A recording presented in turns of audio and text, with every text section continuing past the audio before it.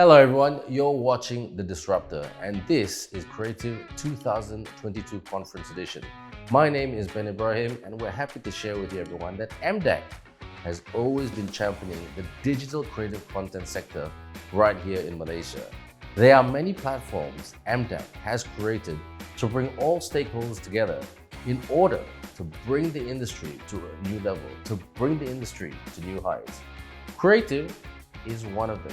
Just to share with you a little bit of a history lesson, established in the year 2009, Creative has become the definitive business networking platform for the digital content industry in Malaysia and also across Southeast Asia. Creative is a platform to connect Southeast Asian animation companies with buyers from across the world, as well as a gathering place for those involved in the industry towards the path of opportunities, learning, production, and disruption. Hence, the keyword learning. During Creative Conference held recently, we spoke to Lyon Liew of Pixar. Now let me ask you a question. How many of you are living out your dream job? Well, Lyon Liew is a proud Malaysian and waving our flag very high at Pixar as Simulation Technical Director. And when opportunity came knocking for him a few years ago, he went for it at Pixar blockbusters, including producing the likes of Coco, Toy Story 4, and Incredibles 2, bringing a lot of animation and imagination to life. Enough talking from me. Let's listen to the man himself. Okay, it's I worked at Lucasfilm for a while. That was my first job, and I got a job offer at Animal Logic, and there was an opportunity to go overseas and work because Lucasfilm was in Singapore and I wanted to try work elsewhere. So I quit Lucasfilm, went to Animal Logic because I really wanted to work on a film that they were going to do. So I did the first film, and then at that point the writer's strike happened and they kind of stopped all projects. So I kind of got laid off my contract. They cut my contract short. And and it was the first time where I realized, I was kind of jobless and I wasn't sure what to do. And I tried to apply by the time because of the writer's strike, it was really hard to land anything. And at the time I realized I actually didn't have an updated resume or a reel. So at that point, I told myself, you know what, from today onwards, I'm going to try, like whatever I do, I'm just going to try to update my reel every year. Even if I'm employed, I just want to make sure that I have something that's updated and something that's ready to go. So thankfully, I landed a job at ILM, but that always stuck in my mind that like I should always be prepared, right? Like you don't want to get caught unaware. So every year I update my reel, but then I realized like, what am I just updating my reel for? And I said, okay, I need to have a goal. And Pixar has always been a dream of mine that I really wanted to try to work for, right? So I said, okay, I know they'll never hire me. I never thought about like they'll hire me, but at least I'm going to try to send my reel to them. So I started sending my reel and applying for, even though they don't have my job position open, I just send in a reel anyways, right? And for about 3-4 years, I get nothing. And then in 2016, they gave me a call and said like, hey, we know that you've been sending us for the past 5 years, but it looks like we're ready to talk to you. Like your reel actually shows something that we want to talk to you. So I had a chat with them, and it was a pretty cool interview. Like it really made me really wanted to work for them. Like hearing their questions and hearing their style, and it was funny because actually I was in Japan for a holiday when they called me and offered me a job, and I was like, it was tough because at the time I was actually expecting my second kid, and because Pixar offer was a contract, 1-year contract, I wasn't sure I was ready to uproot my whole family, go over. But my wife, like God bless her, like she was so supportive and said like, this is Pixar, you have to do it.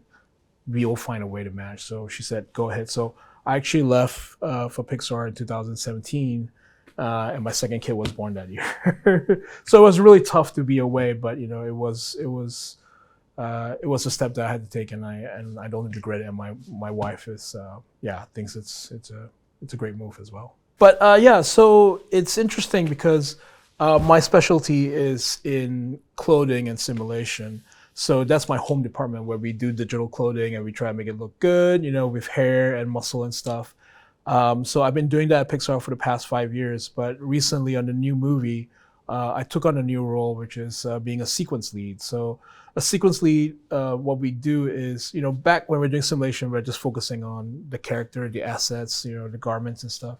Whereas a sequence lead, we are in charge of an entire sequence in the show. So roughly, I think I have about 8 sequences that I'm overseeing, and basically my job is to make sure that that sequence runs smoothly. So if some shots are not going well, I'm trying to figure out like what went wrong, and if some sequences need more attention, or there's some special thing that we need to develop or look into, I need to find the right people to kind of work towards that. So if you're asking about difficulty, it's hard to gauge difficulty because I think it also depends on your mindset, right? Like, if you're not having fun, even a small problem can seem really big. But if you're really enjoying your work, even though it's a tough problem, you're having fun trying to solve that problem. So I don't feel like my job is extremely difficult. There are definitely small fires to put out every single day. I think the toughest part is just more management and just communication between, trying to make sure that everyone's on the same page, everyone's looking towards the same solution, and everyone is, on the same frequency about what we're trying to do in that film. So I wouldn't say my job is extremely difficult, but I do feel like there's a lot of small fires that we have to try to put out every day. Ooh. So every day, like I said, simulation and sequence is very different. Like right now, if you talk about sequence lead, once I get into work, the first thing is to, we render sequences every night. And then my job is to come in the morning, look through all the sequences, compare it with the previous iterations, and see if there's any differences. And if there's differences, why the differences? Is it good difference? Is it on the right path, or is it taking a step back? And then, once I determine what the issue is, it's just try to find solutions for that, or try to find people to be able to give me those solutions. And then it's not every day, but every other day we do present that sequences to the directors and to the entire team, and we'll review it together and look at the shots and see how is it looking. Is the director happy with it? What if the director's not happy? Why is he not happy? What do we need to change? So that's really a typical day at work. I wouldn't say I know the local industry, but I wouldn't say I'm completely an expert on local industry. I think in terms of hard tech skills, I do feel like there's a lot of potential in the area. I've talked to a lot of people, I've seen their work, and I feel like that's something that a lot of Malaysians are very good at. One area of focus I would imagine is really the storytelling aspect of the industry, where you want to, I see a lot of IPs, and there's a lot of IPs that's going around, which is incredible, but I haven't really seen one that could. And again, there's no disparagement to the industry, but it's hard to find one that could really compete on a global level, right? And it's not because it's anything, but I think it's just more time and experience and really understanding how to reach a big audience rather than just being regional, right? I think that's something that we can improve. Obviously, with anything that sells well here, that's great, and I think that's great for industry to have all these IP and all these shows going on. But if you want to hit on a global level, you need to find out what is missing and how do you find stories that not just hit well at home, but that can actually travel well outside. One example is Squid Game. Right? Squid Game it's a Korean production, but somehow it managed to tap in something primal in the entire global scale, and I think that's something that I think local talent should try to strive towards. But in terms of actual computer graphics talent, I feel like we have a lot of good talent here. It's just needing more quality work to kind of bring that up. I